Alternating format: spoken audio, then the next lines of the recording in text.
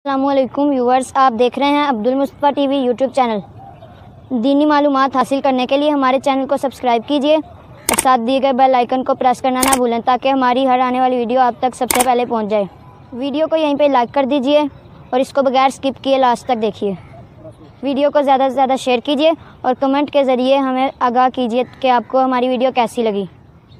हमारा आज का टॉपिक है कि हज़रत उमर फ़ारूक रज़ियल्लाहु ताला अन्हो की पैदाइश से लेकर वफ़ात तक ज़िंदगी कैसे गुजरी। आइए हम इस बारे में सुनते हैं मौलाना अब्दुल मुस्तफ़ा साहब से। बिस्मिल्लाहिर्रहमानिर्रहीम। नाज़रीन, इंशाअल्लाहुल अज़ीज़ आज हम उस हस्ती के बारे में गुफ्तगू करेंगे जिसे हमारे नबी अलैहिस्सलातु वस्सलाम ने अल्लाह वहदहु ला शरीक से दुआ मांग के हासिल किया।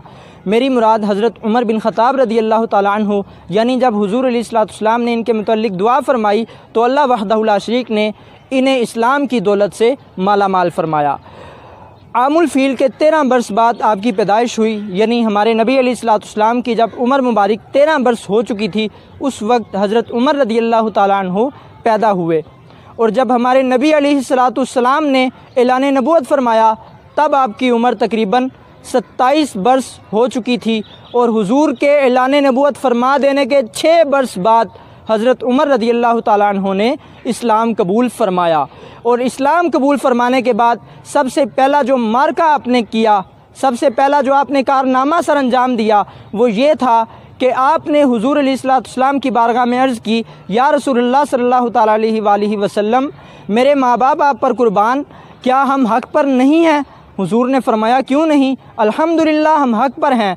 तो आपने अर्ज़ किया, या रसूलुल्लाह, फिर आज के बाद हम छुप कर अल्लाह की इबादत नहीं करेंगे बल्कि कुफ़ार के सामने अलल ऐलान अपने रब ताला की इबादत किया करेंगे।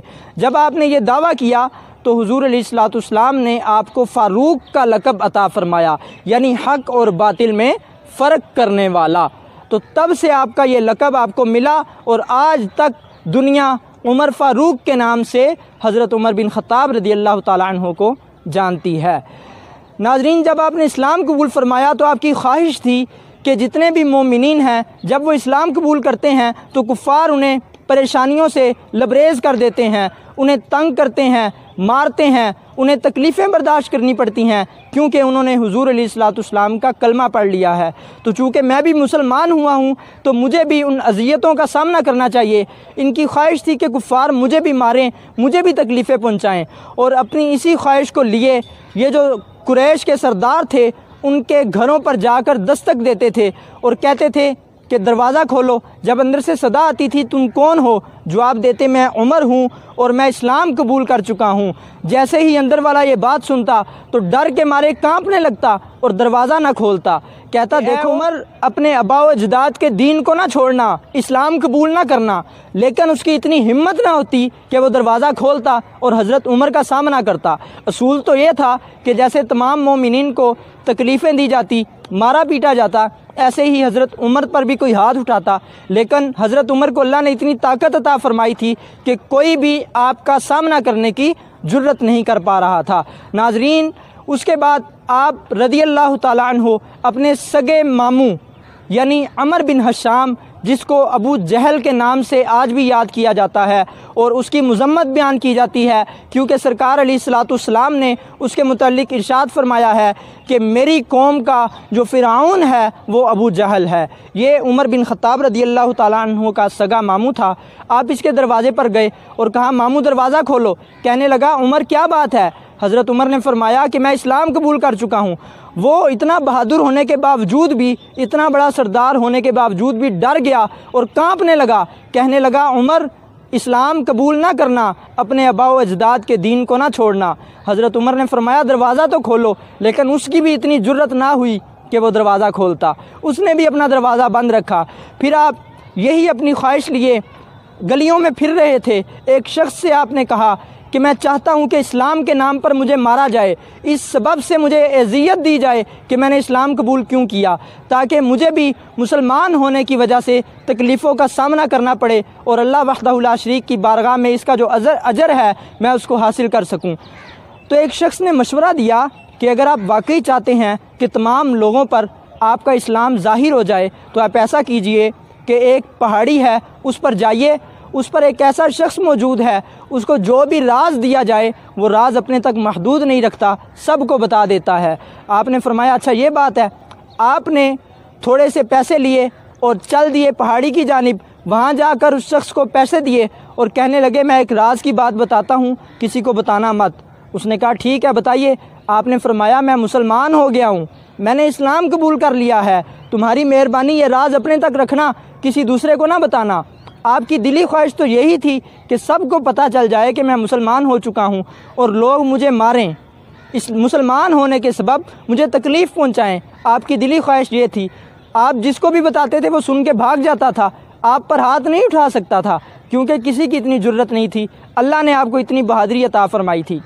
जैसे ही उस शख्स को आपने ये अपना राज बताया तो अभी शाम भी नहीं हो पाई थी कि पूरे इलाके में ये बात फैल गई कि उमर इस्लाम कबूल कर चुका है, उमर इस्लाम कबूल कर चुका है। अब सब लोग मिलकर हज़रत उमर पर हमला आवर हुए और हज़रत उमर फरमाते हैं कि सब लोग मुझे मारते थे और मैं उन्हें मारता था। तो इस तरीके से हज़रत उमर रज़ी अल्लाह ताला अन्हु की दिली ख्वाहिश भी पूरी हो गई कि मुसलमान होने के बाद उन्हें भी तकलीफ़ों का सामना करना पड़ा।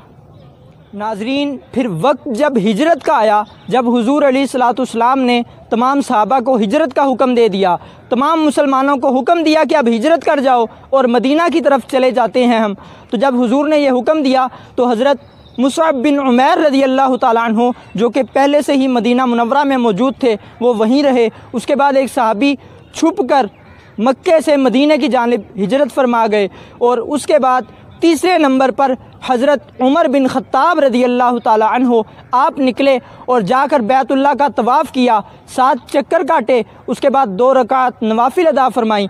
उसके बाद तलवार आपके साथ ही लटकी थी, आपने तीर कमान कसा, कमान उठाया, उसमें तीर लगाया और सरदाराने कुरैश जो थे, कुरैश के जो सरदार थे, ये सामने खड़े थे। आपने इनको मुखातब करके फ़रमाया कि जिसको शौक़ है कि वो अपने बच्चों को यतीम कर दे, और जिसको शौक़ है कि अपनी बीवी को बेवा कर दे, और जिसको शौक़ है अपनी माँ को निढाल कर दे, उसे गम से लबरेज कर दे, तो आए और मुझसे मुकाबला करे। मैं हिजरत करके मदीना की तरफ जा रहा हूँ। जब आपने ये फ़रमाया तो किसी की भी आपसे मुकाबला करने की उस वक़्त हिम्मत नहीं हुई और आप रज़ी अल्लाह ताला अन्हु उसी वक़्त एक सवारी पर सवार हुए और मदीना की तरफ हिजरत फरमा गए। नाज़रीन, जब आप हिजरत कर गए और हुज़ूर अलैहिस्सलाम का ज़माना भी गुज़र गया, हज़रत अबू बकर सिद्दीक़ का ज़माना भी गुज़र गया, जब आपका दौरे हुकूमत आया तो तकरीबन 3 साल का अरसा गुज़र चुका था।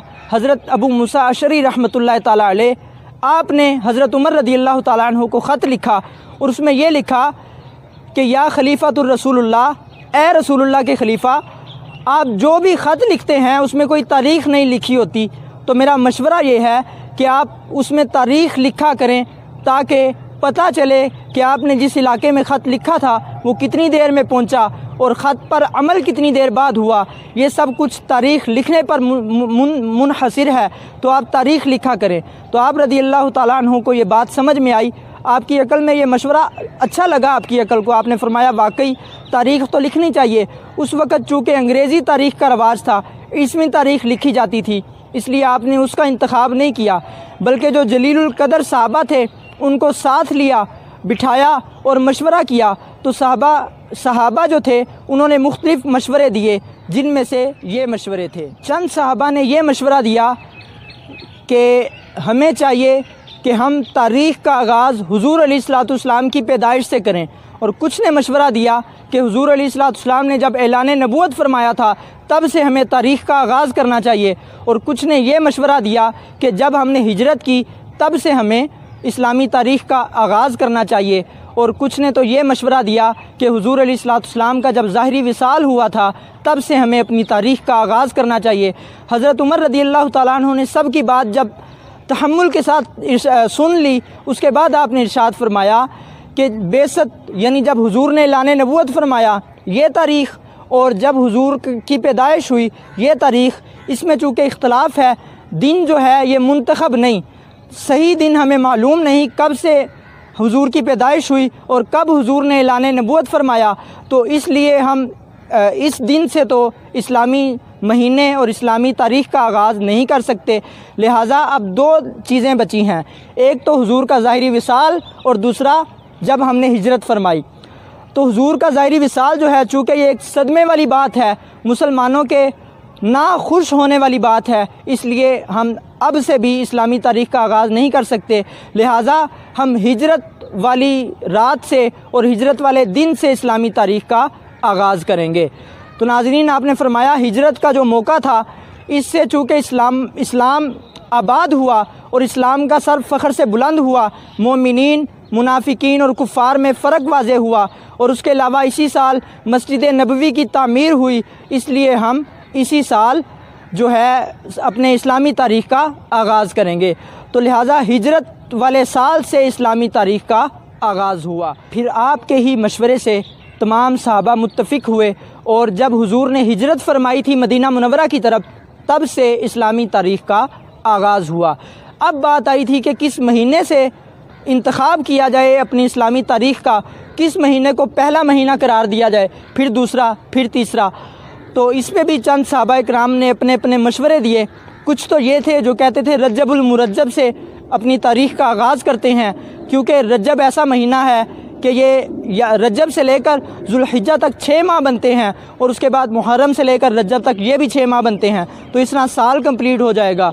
कुछ ने मशवरा दिया नहीं, हम रमज़ान से आगाज़ करते हैं, क्योंकि रमज़ानुल मुबारक ऐसा महीना है जिसमें कुरान करीम की तकमील हुई, कुरान पाक मुकम्मल नाजिल हो चुका था। और कुछ ने मशवरा दिया कि हमें रबीउन नूर शरीफ से तारीख़ का आगाज़ करना चाहिए, क्योंकि हुजूर अलैहिस्सलाम ने इसी महीने में मक्का से मदीना की तरफ हिजरत फरमाई। और कुछ ने मशवरा दिया कि हमें मुहर्रमुल हराम से तारीख़ का आगाज़ करना चाहिए, क्योंकि हाजी ज़ुल्हिज्जतुल हराम में हज करके मुहर्रमुल हराम में अपने घरों को वापस पहुंच जाते हैं। तो हज़रत उमर रज़ियल्लाहु ताला अन्हु ने फरमाया कि मुहर्रमुल हराम ऐसा महीना है कि इसमें हाजी हज करके अपने घरों को वापस चले जाते हैं। और वैसे भी हुजूर अलैहिस्सलाम ने हिजरत का हुक्म मुहर्रम में दे दिया था, क्योंकि जो बैत उक़बा हुई तो वहाँ पर अंसार जो सहाबा थे उन्होंने हुजूर को अर्ज़ की, या रसूलल्लाह आप मदीना की तरफ हिजरत फरमा लीजिए। तो हुजूर ने ज़ुल्हिज्जतुल हराम में उनसे मशवरा करने के बाद उनकी अर्ज़ पर अमल करते हुए मुहर्रम में सहाबा को हिजरत का हुक्म दिया। अब मुहर्रमुल हराम में सहाबा ने हिजरत करनी शुरू कर दी और रबीउन नूर शरीफ तक तमाम सहाबा हिजरत फरमा चुके थे। रबीउन नूर शरीफ में हुजूर मदीना मुनव्वरा पहुंच चुके थे। इसलिए हज़रत उमर ने फरमाया कि चूँकि इस्लामी साल का आगाज़ भी हिजरत के एतबार से हुआ, इसलिए अब महीने का आगाज़ भी हिजरत के एतबार से ही होगा। तो इसलिए मुहर्रमुल हराम को पहला महीना करार देते हुए इस्लामी तारीख़ का आगाज़ कर दिया गया था। और नाजरीन याद रखिए, ये सब कुछ जो हज़रत उमर रज़ियल्लाहु ताला अन्हु ने किया, पहले हज़रत मौला अली शेर खुदा करमल्लाहु ताला वजहुल करीम से मशवरा फरमाया, उसके बाद आपने ऐलान फरमाया कि इस्लामी तारीख़ का आगाज़ हिजरत के बाद वाले साल से, यानी जब हिजरत हुजूर अलैहिस्सलाम ने फरमाई और जिस महीने में फरमाई, साल और महीने का आगाज़ तब से हो चुका है। अब बहुत ही प्यारी बात मैं आपसे शेयर करने लगा हूँ, वो ये कि अमीरुल मोमिनीन का जो लक़ब है ये सबसे पहले किसको और कैसे मिला। नाजरीन, हज़रत उमर रज़ियल्लाहु ताला अन्हु को ही ये एज़ाज़ पहुँचता है कि अमीरुल मोमिनीन का लक़ब सबसे पहले आप ही को मिला। अब मिला कैसे, ये भी सुन लीजिए। एक दफ़ा आपने इराक़ के हाकिम को ख़त लिखा कि इराक़ के 2 लोगों को हमारे पास भेजो ताकि हम उनसे इराक़ के हालात दरियाफ़्त करें। तो ऐसे लोग भेजना जो होशियार हों। तो इराक़ का जो हाकिम था उसने 2 लड़कों को भेजा जो बहुत होशियार थे। जैसे ही वो मदीना मुनव्वरा पहुँचे, मस्जिद नबवी में पहुँचकर हज़रत अमर बिन आस रज़ियल्लाहु ताला अन्हु से कहने लगे कि हमें अमीरुल मोमिनीन हज़रत उमर बिन ख़त्ताब रज़ियल्लाहु ताला अन्हु से मिलना है। हज़रत अमर बिन आस रज़ियल्लाहु ताला अन्हु ने जब ये सुना तो आपने फरमाया, क्या ही अच्छा आपने हमारे खलीफा को लक़ब दिया, अमीरुल मोमिनीन, बहुत ही प्यारा लक़ब है। आप हज़रत उमर के पास हाज़िर हुए और जाकर अर्ज़ किया, अस्सलामु अलैका या अमीरुल मोमिनीन। तो आपने पूछा कि ए अमर बिन आस, तुमने ये लक़ब कहाँ से सुन लिया? तो आपने अर्ज़ किया कि या सय्यदी, हम मोमिनीन हैं और आप हमारे अमीर, तो आप अमीरुल मोमिनीन हैं। और फिर आपने सारा किस्सा बयान फरमाया और उसके बाद से हज़रत उमर बिन ख़त्ताब रज़ी अल्लाह ताला अन्हु का लक़ब अमीरुल मोमिनीन हो गया। नाज़रीन, अब गुफ्तगू करते हैं हज़रत उमर रज़ी अल्लाह ताला अन्हु की शहादत के मुतल्लिक़। इराक़ का एक हाकिम था, उसने हज़रत उमर को ख़त लिखा कि या अमीरुल मोमिनीन, मेरे पास एक ऐसा कारीगर है कि अगर मैं उसको आपके पास भेज दूँ तो मदीना मुनव्वरा के जो लोग हैं वो काफ़ी उससे फ़ायदा हासिल कर सकते हैं। तो हज़रत उमर ने इजाज़त अता फ़रमाई। अब वो जो शख्स आया वो इराक़ के हाकिम का ग़ुलाम था और उस ग़ुलाम को उसके आका ने इस शर्त पर मदीना भेजा कि तू हर रोज़ के मुझे 4 दिरहम दिया करेगा। उसने आते ही हज़रत उमर से अपने आका की शिकायत की कि जो इराक़ का हाकिम है मेरा आका है और वो मुझसे हर रोज़ 4 दिरहम का मुतालबा करता है। तो हज़रत उमर ने ये फ़रमाया कि 4 दिरहम कोई ज़्यादा तो नहीं है, और वैसे भी आपने फ़रमाया कि अपने आका से अच्छा सलूक करो। और आप रज़ी अल्लाह ताला अन्हु के दिल में ये था कि बाद में हाकिम से बात करेंगे। और जब आप रज़ी अल्लाह ताला अन्हु ने ये कहा तो वो ग़ुलाम कहने लगा कि आप सब के साथ इंसाफ़ करते हैं लेकिन मेरे साथ इंसाफ़ नहीं करते। और तब से उसने अहद कर लिया कि हज़रत उमर को शहीद कर देगा। अब वो घर में गया। घर जाने के बाद उसने एक ऐसा खंजर बनाया जिसके 2 फल थे और पीछे दस्ता जो था वो एक ही था। उसने वो तैयार करने के बाद कई दिन जहर में उसे डिबो के रखा और भिगोने के बाद उसे वो लेकर निकला और इरादा उसका ये था हज़रत उमर रज़ी अल्लाह ताला अन्हु को शहीद करेगा। फजर की नमाज का वक़्त था, तकबीर कही जा चुकी थी और आप रज़ी अल्लाह ताला अन्हु की आदत थी कि तकबीर कहने के बाद आप सफ़ों को सीधी कहने का हुक्म फरमाया करते थे कि सफ़ें सीधी कर लो। आपने ये कहा और आगे को मुँह किया। अब आप नमाज पढ़ाने लगे थे कि उसी दिन वो ग़ुलाम भी पीछे ही मौजूद था और खंजर छुपा रखा था। उसने फ़ौरन नमाज शुरू करने से पहले ही अपना खंजर निकाल के हज़रत उमर पर 3 वार किए। आप रज़ी अल्लाह ताला अन्हु वहीं ज़मीन पर तशरीफ़ ले आए, वहीं गिर गए। 13 बंदों को उसने ज़ख्मी किया और 13 में से जो 6 थे वो भी शहीद हो गए और बाकी जो 7 बचे वो सिर्फ़ ज़ख्मी हुए थे, लेकिन बाद में उन्होंने और ज़िंदगी अपनी गुजारी।